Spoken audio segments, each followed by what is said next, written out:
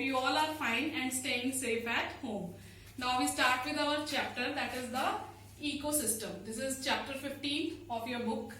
Now the topic is the nutrient cycles. Firstly, you should know what are nutrient cycles. These are the exchanges, storage and transfer of biogenetic nutrients. So what are biogeochemical cycles? When we split this term, then bio means living, geo means these nutrients are coming from the earth, and chemical cycle means carbon and phosphorus. These are the chemical nutrients, and cyclic form means anything is coming from the environment and it is going back to the environment. Now first we start with the carbon cycle. So as we know, carbon is a very important component of all the organic compounds of our protoplasm of cell. It is present in carbohydrates, lipids, fats, proteins, nucleic acids, enzymes and hormones.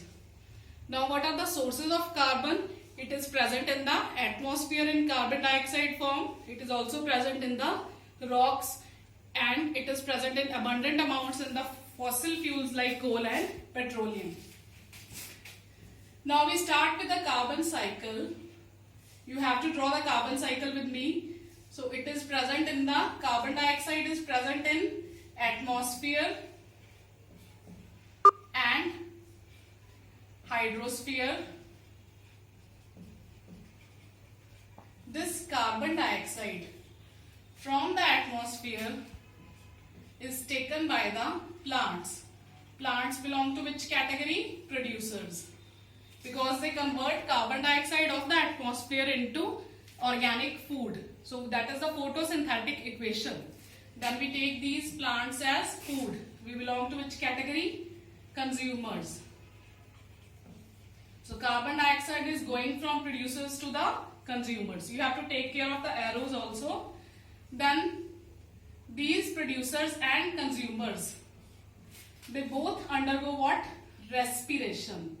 So respiration is a metabolic activity, and during this metabolic activity, carbon dioxide is being given back to the environment.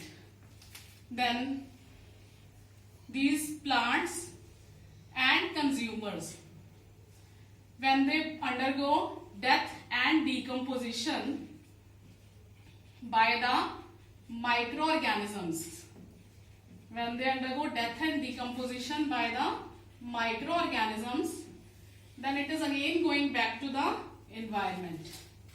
When these plants and consumers both, when they are buried under the earth millions of years ago, they form what? Fossil fuels.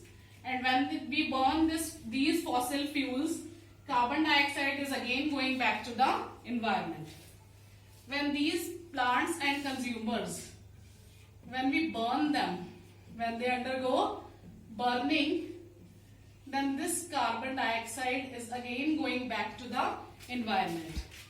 And carbon dioxide is also present in the carbonate rocks. The weathering of these rocks causes the carbon dioxide formation, and during the volcanic eruptions,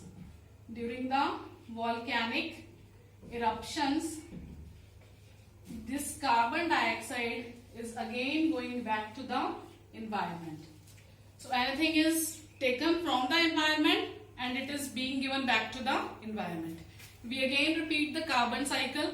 Just have to remember the steps, that is the burning, respiration, death and decomposition by the microorganisms and the fossil fuels. So first we have started with the carbon dioxide.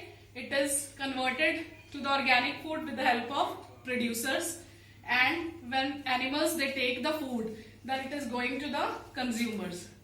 When these producers and consumers they undergo burning, then it is going back to the environment.